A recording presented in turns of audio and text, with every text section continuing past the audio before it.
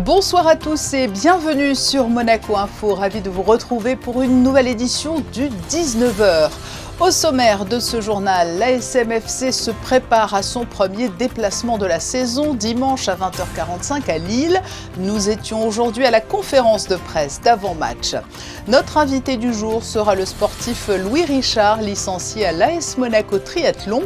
Il vient de réaliser un bel exploit en remportant pour la deuxième année consécutive l'Embrun-Man, une épreuve qui allie 3,8 km de natation, 188 km de vélo et un marathon pour finir. C'est l'un des incontournables de l'été pour les touristes en visite à Monaco. La collection automobile du Prince ne désemplit pas. Les coulisses du mondial de théâtre amateur, entre représentations, colloques et ateliers, les participants se nourrissent des échanges que favorise cette manifestation. Et puis nous nous rendrons sur le Rocher où l'une des adresses emblématiques vient de rouvrir ses portes. Le Petit Bar a opéré une métamorphose en salle et sur sa carte. Et pour débuter cette édition du football, après sa belle victoire en entame du championnat de Ligue 1, la semaine dernière face au Havre, l'ASM-FC se prépare pour son premier déplacement de la saison. Ce sera à Lille dimanche, l'occasion de conforter ce bon début de saison. Gaëtan Lebrun et Sylvain Péroumel ont assisté aujourd'hui à la conférence de presse d'avant-match. Nous écoutons le défenseur central Eric Dayer et l'entraîneur à 18h. We cannot compare these two games. Le Havre is playing completely another style of football. Lille is one of the best team at home. I think after PSG, they are the best home team. 2 times we lost there. We deserve to lose the games there in Lille. Now we want to present us much better. We are facing a top team. They have many players. They left the club, but also with Giroud, they also signed a top star for Lille, a fantastic player. Have a little bit a new squad, but at home they are strong, and we are looking forward to face them on this early stage of the season. Very happy to start with a win, and individually to score as well is always nice. So I think it's a positive start and something very good for us to build on. Lille-Monaco à suivre dimanche soir à 20h45. Sport encore avec cette belle performance du licencié de l'AS Monaco Triathlon, Louis Richard. Il a remporté son deuxième Embrun-Man d'affilée, un exploit rare, d'autant plus qu'il s'agit d'une épreuve aux distances impressionnantes avec pas moins de 3,8 km de natation, 188 km de vélo et la distance d'un marathon, plus de 42 km de course à pied. Il est avec nous ce soir. Bonsoir Louis Richard. Bonsoir. Alors comment allez-vous après cette performance? Est-ce que vous avez totalement récupéré? C'était presque une formalité pour vous? Non, j'irai pas jusque-là, c'était pas une formalité. J'ai bien récupéré, ça fait maintenant une semaine, donc physiquement ça commence à aller bien. Il y a plus de courbatures, plus de fatigue musculaire, mais quand même toujours un peu de fatigue nerveuse. C'est des grosses journées qui laissent quand même des traces sur quelques semaines. Vous sentiez qu'une telle performance, une deuxième victoire d'affilée était à portée de main cette année? Forcément, je savais que c'était possible. J'avais travaillé pour ça, j'arrivais en forme. Après, de là à le concrétiser, c'est tout autre chose. Mais bien sûr, je savais que c'était une possibilité au départ et c'était mon objectif. On le rappelle, l'Embrun-Man, c'est une épreuve dantesque, l'une des plus redoutables dans la catégorie des triathlons et même au-delà pour d'autres sports en comparaison. Oui, c'est une épreuve qui est particulièrement dure. C'est le format Ironman, mais avec beaucoup de dénivelé, notamment à vélo et un petit peu à pied. Donc voilà, c'est une épreuve qui est assez longue, qui fait la même distance que la plupart des épreuves labellisées Ironman, mais c'est, allez, on va dire 1h45 d'effort en plus du fait de la difficulté du parcours. Vous n'avez pas trop souffert de la chaleur? Parce que nous étions en pleine canicule. On était en pleine canicule, il faisait chaud en Embrun, mais pas non plus très chaud, donc j'ai pas spécialement souffert, on est quand même préparé pour ça. On sait que c'est une possibilité qu'il fasse chaud. Donc bien sûr, j'ai ressenti la chaleur, mais c'est pas quelque chose qui m'a limité dans la course. Louis, comment êtes-vous venu au triathlon? Bien souvent, ce sont des sportifs qui avaient une discipline de prédilection et qui ont élargi le spectre en allant sur les 2 autres sports. Et pour vous? Ben, c'est exactement le cas pour moi. J'ai longtemps été cycliste, j'ai fait 15 années de vélo à haut niveau. Et c'est vrai que bon, après, à 25 ans, je suis arrivé un peu au bout de ce que je voulais faire dans le vélo, de ce que je pouvais faire également. Et j'avais encore en moi cette âme de compétiteur et cette passion pour le sport et pour la poursuite d'objectifs sportifs. Donc ça a été assez naturel pour moi de choisir le triathlon. Ça me permettrait d'utiliser les qualités que j'avais développées à vélo, tout en découvrant de nouvelles choses avec de nouveaux sports, la natation et la course à pied, et aussi une nouvelle façon de se challenger. Ouais. Ce passé de cycliste, c'est ce qui explique cette incroyable remontée sur la partie vélo à Embrun, parce que vous êtes sorti quand même 15 minutes derrière le premier nageur, c'est ça? Et vous avez ensuite remonté l'écart. C'est ça, je pense que ce passé de cycliste explique aussi bien ma piètre performance dans l'eau. J'ai pas du tout un passé de nageur, j'ai jamais beaucoup nagé. En revanche, j'ai beaucoup roulé tout au long de ma vie, donc forcément c'est un point fort. Donc bien sûr, ça m'aide bien sur les parcours vélo et je pense que ça m'aide aussi à pied parce que je marque un peu moins la fatigue à vélo. En fait, le vélo me fatigue peut-être moins que les autres concurrents et ça me permet de faire des gros enchaînements en vélo course à pied. Oui, parce que je le rappelle, c'était 188 km à vélo. Et après ce bel exploit, cette double victoire d'affilée, quel est votre prochain objectif? Alors, je vais faire le triathlon de Gérardmer dans 2 semaines. C'est un distance half, c'est la moitié de cette distance-là, mais c'est une autre belle épreuve française qui est assez réputée. Donc voilà, c'est le prochain objectif. En tout cas, vous êtes licencié à l'AS Monaco Triathlon, mais vous êtes originaire de Millau, où vous êtes né. Le sud-est et les environs de Monaco, plus particulièrement, c'est un beau terrain d'entraînement. On sait qu'il y a énormément de cyclistes professionnels qui résident ici en Principauté. Oui, c'est clair que c'est un super terrain, que ce soit avec le dénivelé qu'il peut y avoir et puis aussi les conditions climatiques qui sont excellentes. Bon, voilà, à l'heure actuelle, j'ai pas la chance de résider dans la région. J'y viens de temps en temps pour des courses, mais c'est vrai que c'est des conditions qui sont optimales pour l'entraînement. Ouais. Et le fait d'être licencié dans un tel club, c'est un soutien important pour le sportif que vous êtes? Oui, c'est un soutien qui est primordial, hein. C'est le club qui m'accompagne depuis mes débuts dans le triathlon. Tout au long de mon parcours, ils m'ont suivi, ils m'ont aidé. Donc forcément, c'est un gros plus pour moi. Et puis c'est aussi un club qui est quand même qui reste une petite structure un peu, hein, j'ai envie de dire quasi familiale, avec l'école de triathlon, enfin, de l'école de triathlon jusqu'au triathlète professionnel. Donc c'est aussi quelque chose qui tient à cœur du coup de porter ce maillot et de représenter ces couleurs-là et les valeurs que le club porte. En conclusion, Louis, vous êtes tout jeune, vous êtes, on le voit, en pleine forme après cette double victoire. Qu'est-ce que l'on peut vous souhaiter au-delà du prochain rendez-vous à Gérardmer? Alors je sais que dans le milieu du triathlon, le Graal c'est Hawaï. Quelles sont vos ambitions? Bah forcément, quand on évolue en catégorie professionnelle, enfin, le but c'est d'aller toucher au plus haut niveau de son sport. Donc le plus haut niveau pour un triathlète de longue distance, c'est les championnats du monde à Hawaï en catégorie professionnelle. Donc moi, c'est mon objectif à moyen terme d'y aller et d'y aller pour y performer. Donc voilà, c'est ce pourquoi je me lève tous les matins pour aller à l'entraînement. Voilà, pour y arriver, il y a encore quelques obstacles. Il faut notamment que j'améliore ma natation, mais c'est en tout cas l'objectif qui va me guider sur les prochaines saisons. Eh bien, c'est tout ce que l'on vous souhaite et l'on vous suivra de près. Merci Louis Richard, double vainqueur de l'Embrunman, d'avoir été notre invité aujourd'hui. Merci à vous.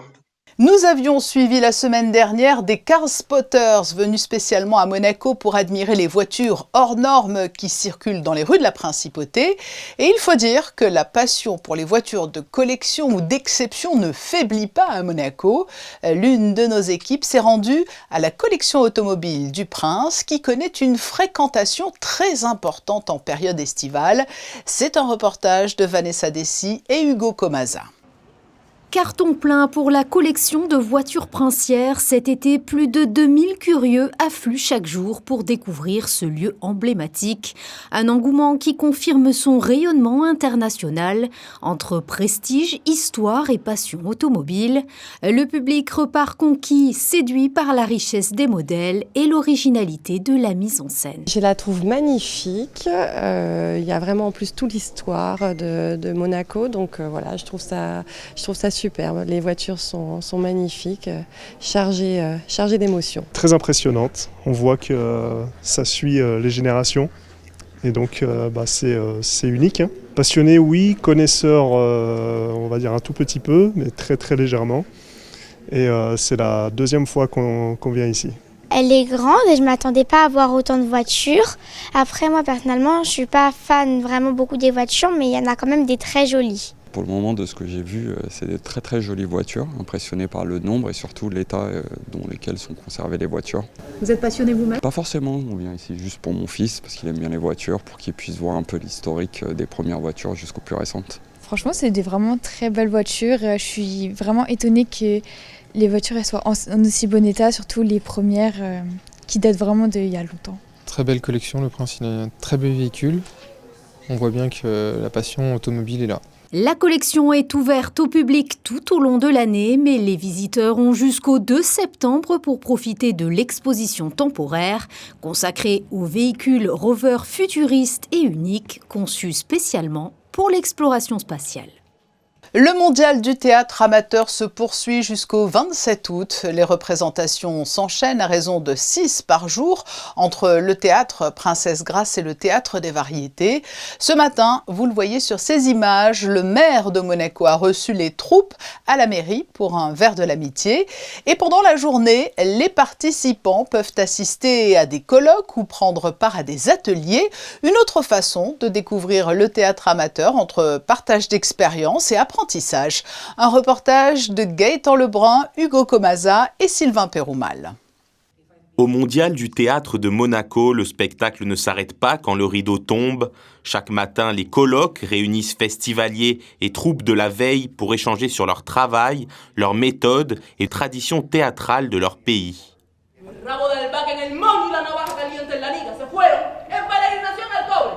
L'après-midi, place aux ateliers. Ouverts à tous, ils permettent de découvrir des techniques variées, expression corporelle, improvisation, voix, dans une ambiance conviviale et participative. Well, here our work as a Heart Family begins from the observation of masterpieces from the cultural art heritage. So, for example, sculptures, paintings and drawings. For example, yesterday we began our work with Gian Lorenzo Bernini. There's an Italian sculpture from the Baroque period. Today we're going to see the painter of Caravaggio and tomorrow the Géricault, the Medusa of Géricault. What we are going to do with this is trying to observe something that the human brain now is very incapable of doing.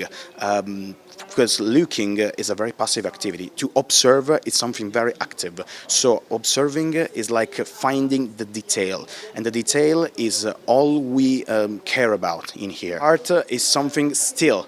The theater is a painting or a sculpture that is moving. So what links everything from theater and comedy and,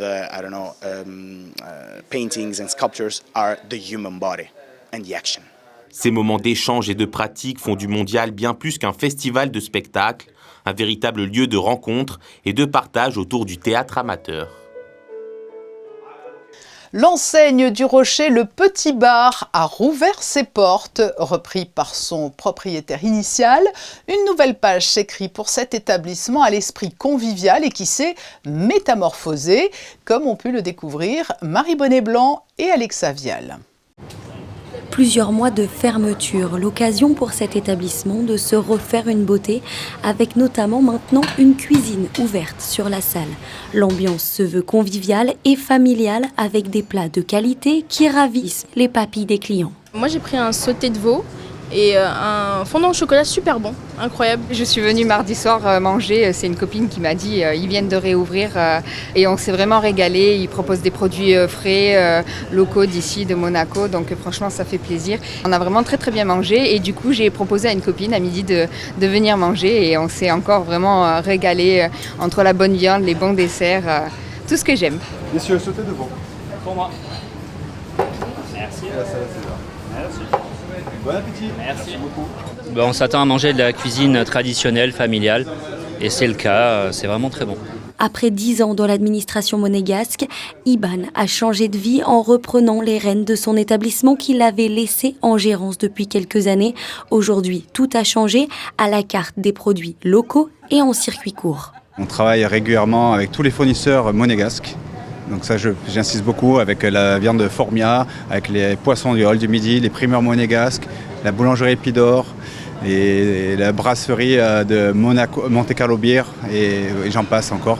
Donc on travaille beaucoup avec ces gens-là et on essaye de faire beaucoup de fraîcheur. Il faut tout découvrir, tout manger parce que les ardoises changent toutes les semaines.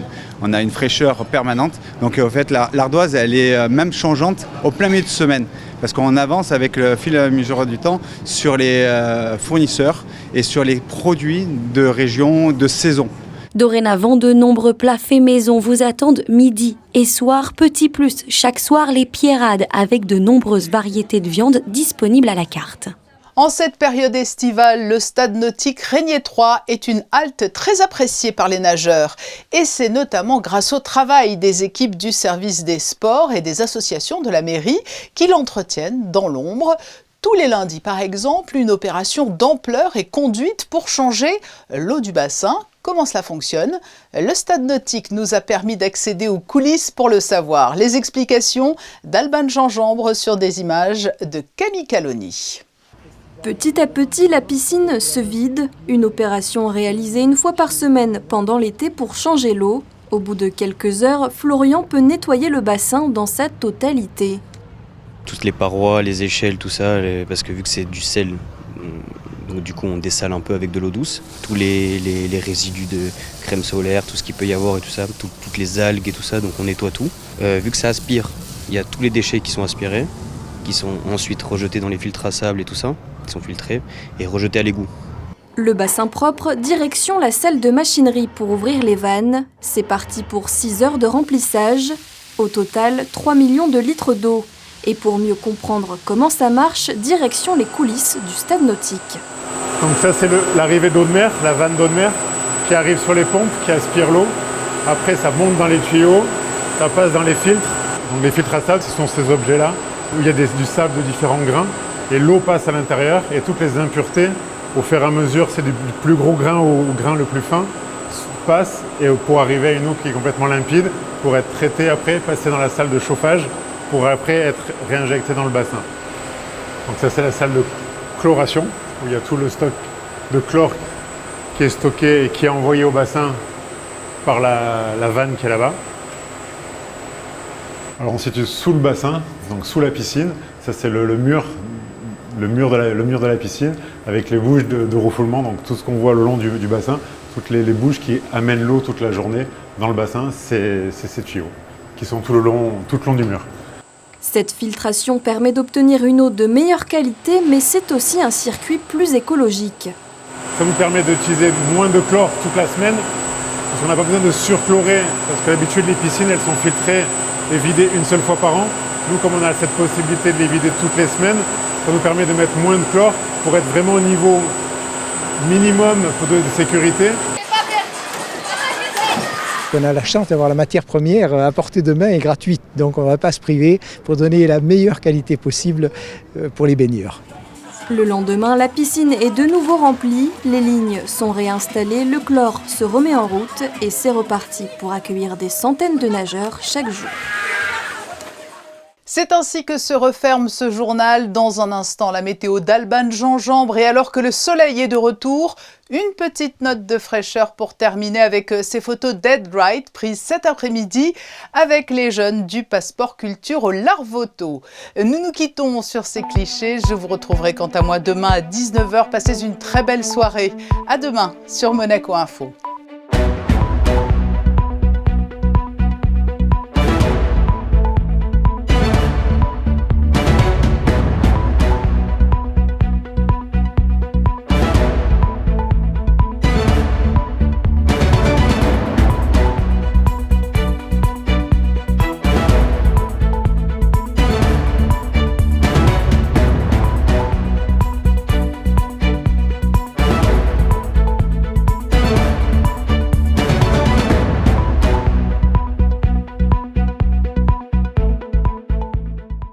Retrouvez la météo avec Suisse Courtage, votre partenaire de confiance en assurance à Monaco. Protection sur mesure pour particuliers et professionnels. Bonsoir à tous. Demain à Monaco, le grand ciel bleu ne résistera pas. Il fera beau malgré quelques passages nuageux, surtout l'après-midi où le ciel sera plus encombré. Les températures varieront entre 21 et 26 degrés. Il fera chaud en deuxième partie de journée. Enfin, demain, samedi 23 août, pensez à souhaiter une bonne fête aux roses. C'était la météo avec Suisse Courtage, votre partenaire de confiance en assurance à Monaco. Protection sur mesure pour particuliers et professionnels.